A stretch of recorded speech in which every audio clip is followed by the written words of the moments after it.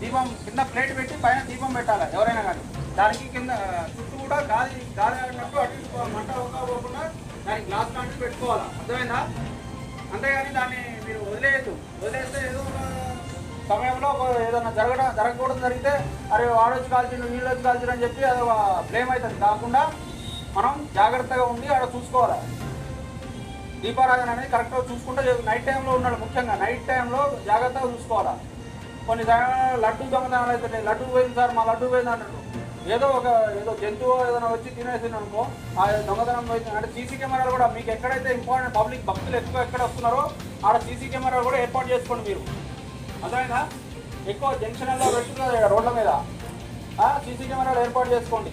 ఎక్కువ పబ్లిక్ వచ్చే గణేష్ మండపాలు ఉంటాయి కొన్ని ఏరియాలలో, వాళ్ళు కంపల్సరీగా సీసీ కెమెరాలు ఏర్పాటు చేసుకుంటే మీకు సేఫ్టీ ఉంటుంది అనమాట.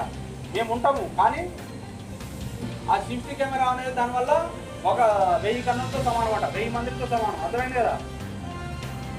అదేవిధంగా మిలాదున్ నబీ నిన్ననే నేను బోధన SHOగా ఛార్జ్ తీసుకోవడం జరిగింది. ఇవాళ ఈరోజు ఇక్కడ పీస్ కమిటీ మీటింగ్ అనేది కండక్ట్ చేయడం జరిగింది. ఈ పీస్ కమిటీ మీటింగ్ అనేది ఎందుకంటే రాబోయే గణేష్ నిమజ్జనం మరియు మిలాదున్ నబీ ప్రోగ్రామ్ పండుగని దృష్టిలో పెట్టుకొని ఈ పీస్ కమిటీ మీటింగ్ అనేది కండక్ట్ చేయడం జరిగింది. ఈ రాబోయే ఈ గణేష్ నిమజ్జనం మరియు ఈ మిలాదున్ నబీ పండుగలు పీస్ఫుల్గా కంప్లీట్ చేయడం గురించి అని అందరిలో అవగాహన కల్పించి ఎటువంటి అవాంఛనీయ సంఘటనలు జరగకుండా మా యొక్క బందోబస్తుతో మరియు మీ యొక్క సహకారంతో ఈ పీస్ కమిటీ మెంబర్స్ మరియు ఆర్గనైజర్స్ యొక్క సహకారంతో ఈ పండుగలని పీస్ఫుల్గా జరుపుకోవాలని చెప్పి కోరుచు ఈరోజు మీటింగ్ కండక్ట్ చేయడం జరిగింది.